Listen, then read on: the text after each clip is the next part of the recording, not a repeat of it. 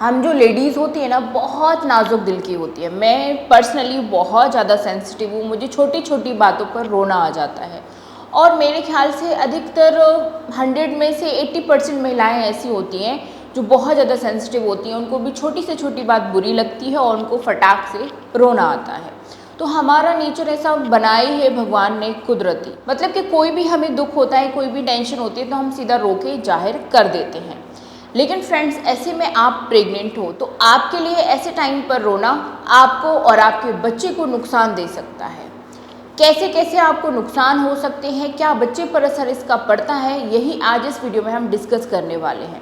तो आप सभी मुझे कमेंट्स में ज़रूर शेयर कीजिएगा, क्या आप भी छोटी छोटी बातों पर रोने लग जाते हो? तो आप सभी मुझे कमेंट्स में अपनी फीलिंग ज़रूर जाहिर कीजिएगा। मैं आप सभी के कमेंट्स का बेसब्री से वेट करूँगी। तो चलिए स्टार्ट करते हैं आज का वीडियो। मैं हूँ रेशू, आप सभी के साथ, और आप देख रहे हो Reshu's blog YouTube channel. Friends, दुनिया में ऐसा कोई भी इंसान नहीं होगा जिसको किसी भी तरीके की टेंशन ना हो। तो हर किसी को कोई ना कोई अपनी लाइफ में टेंशन होती है। अब जैसे कि आप प्रेग्नेंट हो और आपको किसी न किसी तरीके का कोई स्ट्रेस है फैमिली को लेकर। कई लोग जॉइंट फैमिली में रहते हैं तो बहुत ज़्यादा मतलब स्ट्रेस, तनाव, लड़ाई झगड़े होते ही रहते हैं।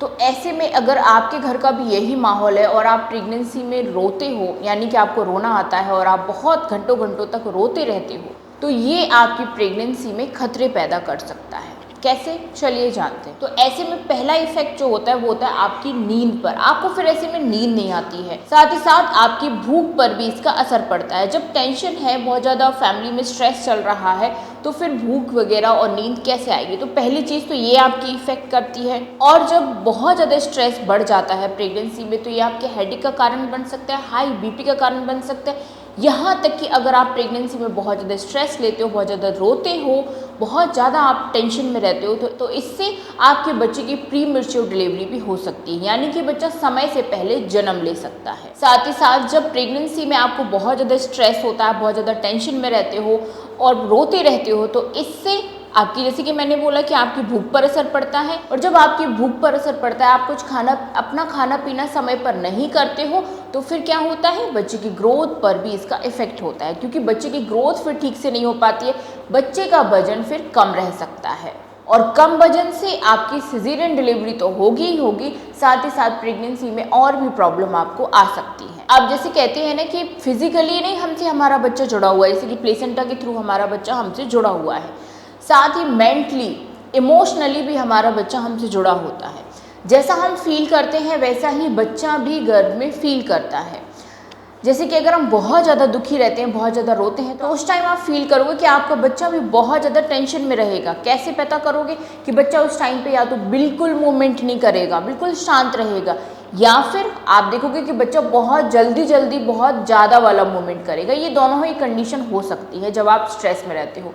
तो इसीलिए कहते हैं कि प्रेग्नेंट महिला को हमेशा खुश रहना चाहिए, अपनी प्रेगनेंसी को एंजॉय करना चाहिए, क्योंकि बच्चे पर इसका बहुत बुरा असर पड़ता है। बच्चा भी स्ट्रेस में जाता है, बच्चे को भी तनाव होता है, क्योंकि वो आपकी फीलिंग से भी जुड़ा होता है। और हाँ, साथ ही साथ आप जैसे कि प्रेगनेंसी के टाइम रोते हो, चिड़चिड़े हो, बहुत ज़्यादा लड़ाई झगड़ा घर में होता है, तो कहते हैं ना कि घर में बच्चा सब कुछ बाहर की आवाज़ों को सुनता है, बाहर की आवाज़ों को बच्चा पहचानने लग जाता है पेट से ही। जैसे कि अभिमन्यु ने भी चक्रव्यूह भेदना सीख लिया था माँ के गर्भ में 9 महीने में ही।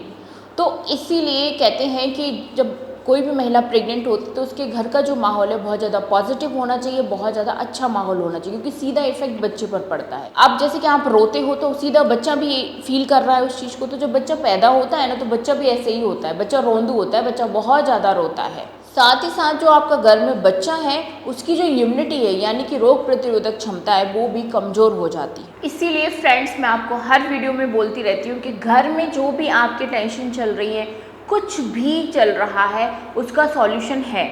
आप अपने किसी भी जो भी आपके करीब हो उससे बात कीजिए। अगर वो माहौल नहीं बन पा रहा है अपनी फैमिली में, तो एक अच्छे पॉजिटिव माहौल में रहिए जहाँ पर आपको खुशी मिले।